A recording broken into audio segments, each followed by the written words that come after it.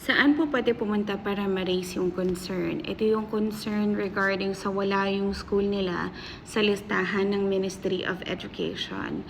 So, tandaan nyo po na yung listahan po ng Ministry of Education ay nakabase po yan sa listahan ng CHED. So, kung wala po yan sa listahan ng Ministry of Education, titignan nyo po muna kung yung school nyo ay nasa listahan din ng CHED ng mga accredited colleges and university.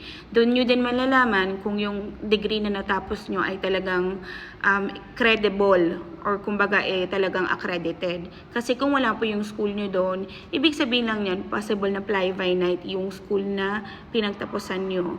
Ngayon, kung wala doon yung school nyo pa din, then kailangan nyo pong puntahan ang CHED and in-inform them bakit po wala yung school namin sa listahan. Possible din naman po na since hindi pa updated yung, pwede rin po na hindi updated yung listahan sa Ministry of Education.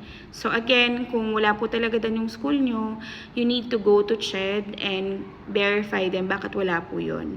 And kung nandoon naman yung listahan o yung school doon sa listahan at hindi pa updated sa MOE, kailangan nyo lang po talaga maghintay kung kailan siya ma-update. And actually, no one knows kung kailan ina-update yung listahan.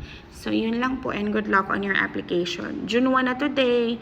June 30 na lang ang last na pasahan ng mga gustong mag-apply sa TFETP. Good luck po. Have a great day.